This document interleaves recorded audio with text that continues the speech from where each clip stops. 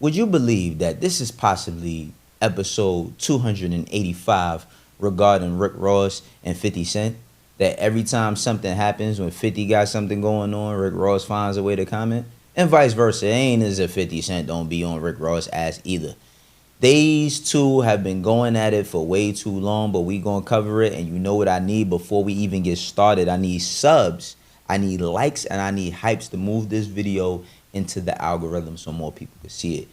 I bet. Man, how many of y'all is out here right now f***ed up? I got something for y'all, and it's called Current. I'm actually jacking the app, and that's why I partnered up with them. Current is an online banking app. You can get up to a $750 paycheck advance if you qualify. The Build card helps you build up to 80 points on your credit score in like 6 months if you do the right things. You got fee-free overdraft. You can get paid up to 2 days faster by switching over with your direct deposit. Up to 4% on Saving Pod, and you got 24/7 live support. And right now they're giving out 75 cash to anybody that uses my QR code or my links. Once you scan the QR code, just go through the motions. It'll take you right to the sign up page. Once you finish with everything, just order your Current card. Once you unlock that promo code, that's when you get your $75 bonus when you switch to direct deposit. If you going through it, if you stressing over your money, you ain't getting your drink fast enough and all of that, don't worry. Current has got you covered. Current, can't go wrong. Now, as I said, Rick Ross, 50 Cent, back and forth for a long time. 50 just re-released the G-Unit Reeboks that came out years ago. We remember when the Rock the Mic tour happened at least 25 years ago, and 50 and Jay-Z did the commercial produced by Just Blaze. And at that time, I'm going to keep it 100. 50 could sell a blank disc. It wasn't nothing that 50 couldn't sell. Hence, all of the G-Unit over branding. I think that is one of the things that kind of killed the G-Unit brand outside of music. Everything happened so fast. The vitamin waters, the sneakers, the clothes, the video game. While nostalgia always paints a picture about how much we love that shit now, back then, people got tired of 50 fast while he still was putting out music. Now, that does not negate the fact that these sneakers did mean something at that time. I remember working at Rockefeller, and Neef from the Young Guns, my brother Neef. What's up, Neef? If you see this, show everybody that pair of, I think you got a pair of S. Carters that say G-Unit on them, or a pair of G-Units that say S. Carter. We had all types of samples around the office. If I'd have known what I know now, I would have took all them shits. That's besides the point. Rick Ross is saying that 50 Cent did not sell out of the sneaker, but here's what he was saying initially before the sneaker ever came out. He said that these shits was going to end up in Costco. The long game, baby. That's how we hustling. That's how we winning. We here 20 years later. You know what I'm saying? Those G-Unit sneakers gonna be in Costco, baby. I like the Lloyd Banks ones better than all the other ones. With 50, give Lloyd Banks his own high top sneaker. I don't think nobody laughed at their jokes harder than Rick Ross, because none of that shit seemed funny. Like, give Lloyd Banks his own high top sneaker. Like, yeah, okay, Ross. Okay. But at the same time, 50 has been doing press for these sneakers, and this was him after he did the verses with Joe. This was him talking about the sneaker and the release and what it meant at that time. G-Unit Reeboks have real long. Sold out. You know what I mean? You see it on his feet. Talk about, you know what I mean? Reebok gave a shoe to a psycho. Talk about the shoe coming back into circulation. That's Talk cool. about it. If you got a long enough career, you know, like it's been 25 years since we launched it, and we had huge success in the beginning. So I sold over 3.6 million pairs of shoes. You know, I kept myself in a situation where I can keep going back to get the check, Mona. So I was expressing to them that I'm a high risk investment. There's no reason to commit long term. Let's just keep coming back for more money. That happened, that lifestyle, Paul Feynman, at the point that he was deciding to do lifestyle branding, it was after losing the bidding war for LeBron. That's why I love LeBron so much. You don't make that money if you don't go to Nike. Okay. So he went, they had about 120 million, which left $80 million sitting there. And it's funny because if you, like, I would literally come in and say, how many shoes did we sell? Like, how did we do this? And really be into wanting to sell more shoes. Like, if the Jordans was doing a lot more, I'm going to catch up to them. Eventually, I caught them. A pair of shoes that I launched, it was like, they really caught up with them. And it was like the almost ACG looking like boots. They came out. They was flying like Timberlands. Everybody went and got a pair of those joints. Now them shits ain't really look like ACGs. They look more like Vasquez, and them shits was nasty. I don't know anybody who ever had those. But we're not gonna skip over the fact that 50 did re-release the Reebok G units, and them shits sold out. Now Rick Ross is one of those people that you gotta just decide if you believe him or not.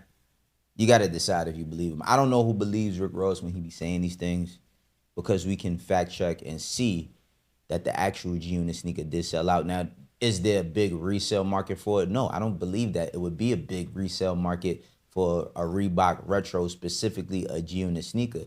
But that does not negate the fact that this nigga 50 Cent was the biggest artist back at that time and was selling sold hundreds of millions of records. Let's just talk about that, hundreds of millions of records. Specifically at that time, Get Rich or Die Trying did like 11 million, all physical. This is Ross basically saying that 50 is lying, he capping, them shits ain't sell.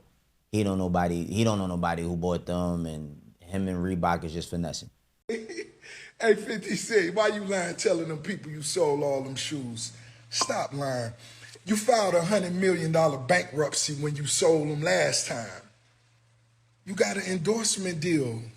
Same way you don't discuss your publisher because you don't own no publisher. Toast to all the real hustlers. Talking about they sold out so quick. Ain't no reseller selling them. Ain't no niggas buying them shoes, y'all. Don't go for that.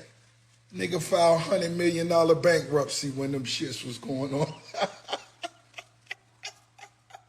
Hey, Curtis Jackson, I saw that outfit you had on that Versus when you came out. Damn, you need a stylist. I'm finna enjoy a rap soda. Stop capping to the people. Ain't nobody buying them ugly ass shoes. Y'all know damn well ain't nobody buying them ugly ass shoes. We know it. You know it. Rap soda. And one time for the publishing owners.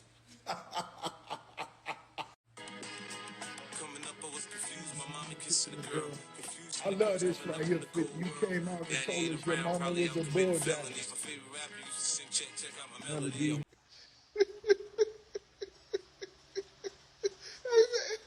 Hey man, this shit real out here, my nigga. This shit real. Don't let these niggas trick you, man. Don't let these niggas trick you. I ain't gonna lie. The shit where he said you came out and told us your mom's was a bulldog was funny, but I just can't understand for the life of me why, like, if Rick Ross wants us to focus on his album so much, why does he continue to kind of get at 50 Cent? Now, 50 Cent responded to all of this shit that Rick Ross is saying, and this is what he did. He put out a video after he did the Versus with Joe, which who do y'all think won? Did Donnell Jones win or did Joe win? I felt like Joe won. Yeah, because they was in the South when it was all New York then. So they want to compare themselves to that later because they think the South will support them. But your fucking numbers don't support it. It's so much of a landslide. It's not even a thing. You know, but I'm going to leave that with you, bro, because he always fuck up the culture. Sold out, fat boy. I teach you how to start. Now, like I said, you got to figure out who you want to believe in this sense, right? Because the G-Unit sneakers are no longer available. But now we've gotten into another conversation, and this is where 50 basically breaks down and explains why he doesn't put out music anymore. Now, I would say for myself, I wouldn't mind hearing a 50 Cent album today.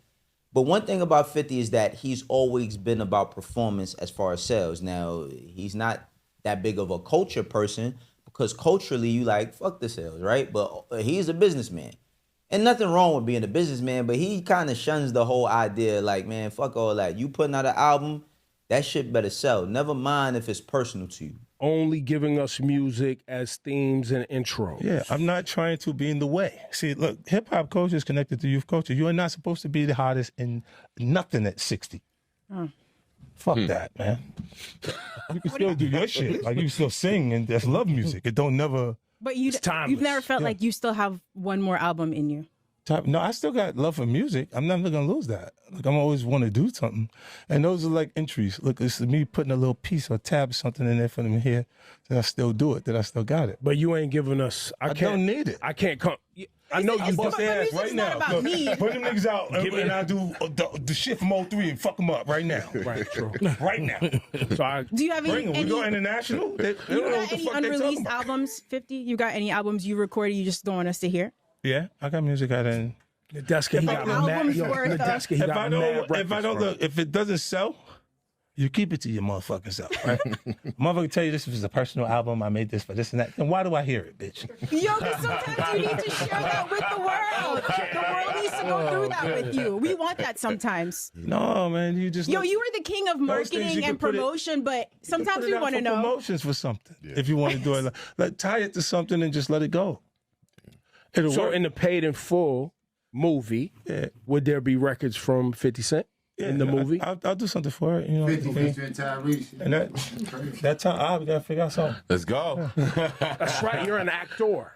You're an actor. Yeah. That's right. I forgot about But 50 also on top of you not want to do it yourself, you will tap in with a younger artist like Skilla Baby who's getting ready to drop. Oh, yeah, yeah. Right? Yeah, So you'll do them I features. like some. I like Skilla, the baby. A lot of the new artists, I check them out. Like I look for what I like in the new artist. So I'm not a critic to them. I just look and say what's cool about him. Like why is he who he is right now to the culture at the moment? Like I think whoever's in college is your core audience because their socialization is so important to them at that point that they go party every available moment away from their schoolwork. Yo, you always in business mode. You can't even. Yeah, always. I can't even look, just come get the hard drive from you and just put out some records. For My core audience, my core audience is running the world right now. Yeah. right. They are successful in running the world. And this may be why you see me able to make deals that it wasn't possible to make. You know, and Because you walk in them boardrooms. I'm 50. They know Yeah. the significance of me. So then it changes the way things are, you know, and then it's cool. I wouldn't pick I don't agree with a lot of that shit that 50 is talking. I mean, I get where he's coming from because he's had success in music at 30,000 feet at the highest level, right? So it's hard for a nigga like him to say, oh, no, I'm going to take it back. I'm going to take a step back. But I also believe for most artists, there is a point in time where, and it only happened for rappers though. And I hate that shit, but most of y'all, there's a point in time where you're supposed to pivot, right? But at the point where you pivot and you get into other business and you use music as a means to get into other things, the people never forget why we like you, right? Like, didn't Ice Cube drop an album not too long ago? There's so many people that still drop albums, and I feel like there's this weird ass conversation that goes on about people in their 30s. I seen some dude do a video and he was like, yo, if you 35 up to your 40s and you talking about some about to drop the album, who's anticipating that? And I feel like when niggas say that, they talking about people who they know locally or people that they know that never really got off the ground. I'm pretty sure that most artists that had some sort of fame at one point in time can still monetize their work and still make money off of it. There's still people who want to hear music from the artists that we grew up off of. Is it gonna be the same as when we were young? No, it ain't the same period, and I don't think anybody should be necessarily chasing that, right? Like, we're not looking for you to have the #1 album and be the #1 person for your entire career. That's not how life works. You never be as fast as you used to be. You never be able to jump as high as you used to be. But that don't mean that the fans don't want to hear you talk that shit. Whether you living it or not, that's another misconception. Whether you're living like that or not, you ain't got to be in the streets. But if you talking that street shit from a certain perspective, we're old enough and mature enough to understand as your audience that you're just doing fan service, that we are being entertained based on the shit that you once do or once did. I remember when 50 was on Nas' album when he was on the Magic, and it was like, yo, that shit was dope. We want to hear that, but here's Rick Ross again challenging 50 about why he doesn't put out music anymore. And just listen to what he has to say, because he starts getting into what Bun B is currently doing or what Pimp C would do if he was still here. Very important. I saw Curtis Jackson get on, say he ain't doing no more music, boom, boom, and it makes sense for the music he make. He could run whatever. But Bun B just hit the stage. The South won't let Bun B stop rapping. If Pimp C was alive, we wouldn't let Pimp C stop rapping. They could put out albums till they 85. That's how I go. When the streets love you and the culture needs you and you bring something that can't be duplicated. Fuck what your age is. But, hey, the top 3 sneaker in the game told me they don't have no G-Unit sneakers. So for y'all to say they sold out in 3 hours, y'all must have had 200 pair for sale. Reebok ain't even capping with y'all. Stop capping. Po ass be lying. Y'all be capping. Curtis, y'all filed for $100 million bankruptcy and you never bounce back. Jay-Z did that 25 years ago with you, and now Jay-Z run Puma. You doing the same thing over. You repeating the same thing over 25 years ago. I'm disappointed in you, Curtis. Your mama turning over in her grave. Damn. And why you bring niggas' mothers into it? I'm just saying, man. Bun B, he still puts out music from time to time, but I'm pretty sure that's not how Bun B is paying his bills. It ain't my business how he pays his bills. I'm just saying, it's like, that's not his grand thing, right? Like, Bun B pivoted as well. He started Schroburger, and he has a lot of other things that he does in Texas and a lot of other places. I just feel like, bro, Ross, we get it. We get the rivalry and all of that, but you can't shun a nigga like 50. I just had a question, say, Rose, you watch, they agree with me that the shoes was ugly, and they don't know nobody that bought them, but they said, Rose, you was watching Versus when 50 came on, and I thought about it, I said, wow, they may not know I own equity in Versus. Yeah, guys, I own equity in Versus. So, Curtis, thanks for your employment. Thanks for the pop-out. That's why I thought Curtis wouldn't do the tip thing, because he knew Rose had a small piece of that, but he came out and did that for free. So next time I'm gonna make sure you have a Bel Air bottle, Curtis. It's the boat. Ross talk about 50 Cent like he ain't did nothing successful ever. Even by him saying, oh, you filed for $100 million bankruptcy back in 2003 or 2005 when you dropped the sneakers and all that other shit. Come on, brother. Like, yeah, he filed for bankruptcy, but them shits was selling then and then they selling now. Now, I think that Ross just plays into the whole character theme about him going back and forth with 50 because 50's done shit to antagonize Ross 1,000 times over. And maybe they feel like this is something that's going to end when either one of them leave this earth. Very, very petty, especially at niggas' big ages. But what could we expect? We talking about 50 Cent and Rick Ross. Now, Rick Ross, while he is rapping, a lot of people have given his album bad reviews, which I think, I keep telling y'all, Set in Stone is a good album, but I think the bad reviews come for more so how he acts versus how he raps. Ross ain't lose a step with his pen game. He still could rap. But as far as what he does on a daily basis, it's not like we are checking for Ross for rap the way we once were. People are waking up to Ross doing 10 and 20 and 30 Instagram stories talking about this person to that person to that person to this to that to other, as opposed to new music and new drops that we could be excited about. I'm just telling y'all, man, niggas gotta mature one day, or maybe they don't. Maybe they never grow up. Maybe this is just something that goes until the end of time, but y'all let me know how y'all feel. I mean, Ross is one of the best rappers. He's one of my favorite rappers ever, and so is 50 Cent. This rivalry or this back and forth that they've been having has no end goal, no end game, no motherfucking nothing, just vibes. Can't actually say I'm tired of it. I mean, I'm entertained by it to some sort of extent, but I do wish there was more emphasis on music, but y'all let me know how y'all feel. Do y'all think that 50 Cent in 2026 or 2027 could drop some music that people would actually care about? No, he's not going to sell 150,000, 200,000, 500,000 records like he once did, but people still care. Another point that Ross was trying to make is that Bun B still hit the stage. I mean, 50 Cent just still hits the stage too. Everywhere he goes is sold out. So I don't really know, but y'all let me know what y'all think. This is I Do It Myself. For the ones that rock with me, you know how we doing. For the ones that don't, eventually you will. And this audio is brought to you by the Black Effect Network. Peace.